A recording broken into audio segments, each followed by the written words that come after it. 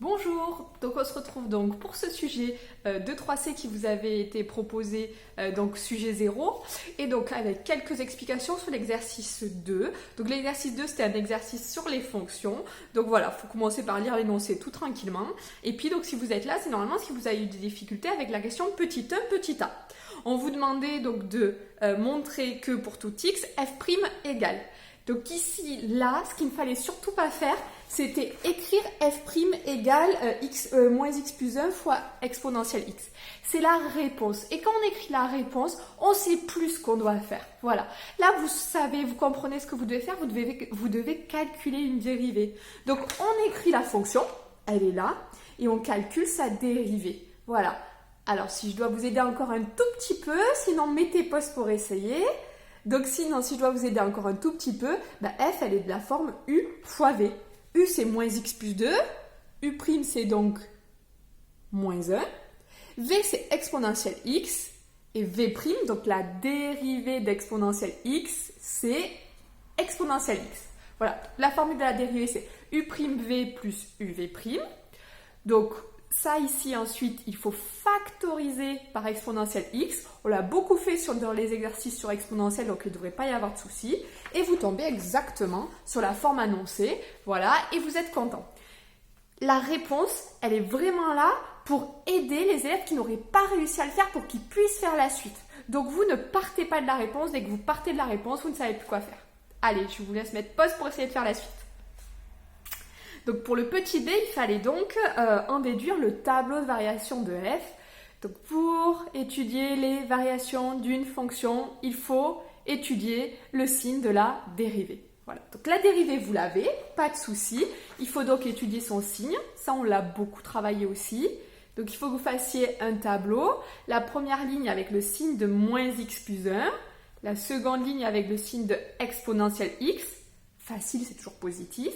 Et une ligne bilan, et puis une ligne variation. Pour le signe de moins x plus 1, je vous rappelle, c'est une fonction affine. Donc on va le dessiner, c'est une droite. Le coefficient directeur de cette droite, c'est ce qui va devant le x, il vaut moins 1. Donc c'est une droite qui va être comme ça décroissante. Donc au niveau de son signe, ça va être d'abord positif, 0, puis négatif. Et pour trouver quand est-ce que ça fait 0, il faut résoudre moins x plus 1 égale 0. Voilà, spoiler, vous allez trouver 1. Et puis, vous en déduisez le tableau de variation. Allez, pause. Et là, je vous retrouve sur la question petit 2. Donc là, j'imagine qu'il y a peut-être plus de monde sur cette question parce que c'était la plus difficile. Donc, on vous disait, voilà, maintenant je sais que grand L ici,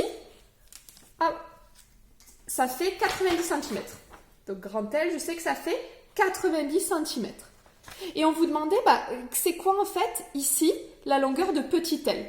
Petit l, vous l'avez peut-être vu, en fait ça correspond au maximum de cette fonction. Et le maximum de cette fonction, vous l'avez trouvé, il est en 1.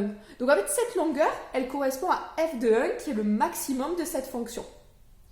Mais ensuite, il vous manque quelque chose, il vous manque les unités. Parce que ça ici, c'est une unité, 2 unités. Donc votre résultat là, autour de 2,7 et quelques, mais restez en valeur exacte, on vous l'indique, hein, valeur exacte.